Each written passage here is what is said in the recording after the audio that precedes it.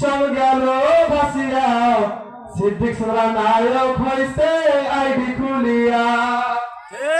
বর্তমান দেশে টিকটক এসে প্রতিটা মেয়ে প্রতিটা পরিচয় ধ্বংসের দিকে যাচ্ছে, কিন্তু আমি বাবা হয়ে মেয়েকে বাধা দিলাম না, আমি বাবা হয়ে ছেলেকে বাধা দিলাম না। কিয়ামতের ময়দানে আমার আল্লাহ ওসব বাবাদের জাহান্নামে কাটানোর কথা ঠিক কিনা?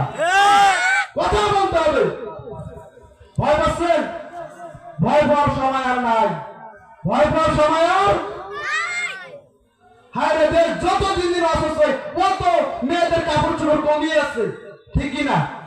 যত ইসলামের কথা হচ্ছে তত দিন দিন মেয়েরা শর্ট ড্রেস পরতেছে, শাড়ি না ব্লাউজ ছিঁড়ার উপায় নেই, ঠিক কিনা?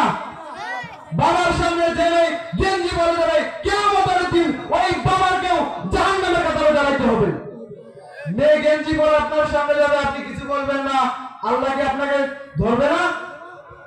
আপনার মালিক একটা দোকানকে আপনাকে আপনার হেফাজতে দিয়েছে, এবং আপনি ক্যাশিয়ার, দোকানের কর্মচারী যদি গ্যাস পয়সা হাত দেয় আপনাকে আপনার মালিক ধরবে না?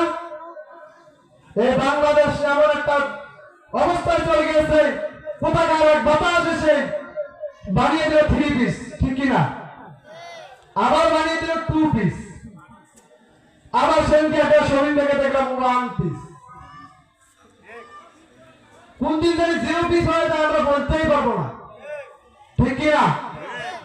বর্তমান কে বুড়ি কে বুড়া কোন চেয়ার পায়? বয়স তো অনেক হয়েছে, একটা কবর চলে গেছে কিন্তু দাড়ি রাখে না মুখে। কেমন মুসলমান? মুসলমানের সন্তান হয়ে তুমি তোমার দাড়ি কাটলা, ঠিক কিনা? বর্তমান বাংলাদেশে অধিকাংশ যুবক একমাত্র এই টাচ মোবাইলের কারণে ধ্বংস হচ্ছে। প্রতিটা যুবক যদি তার বাবা ঠিক থাকতো, তার মা ঠিক থাকতো, আমার মনে হয় পুরো যুবক ধ্বংসের দিকে যাইতো না।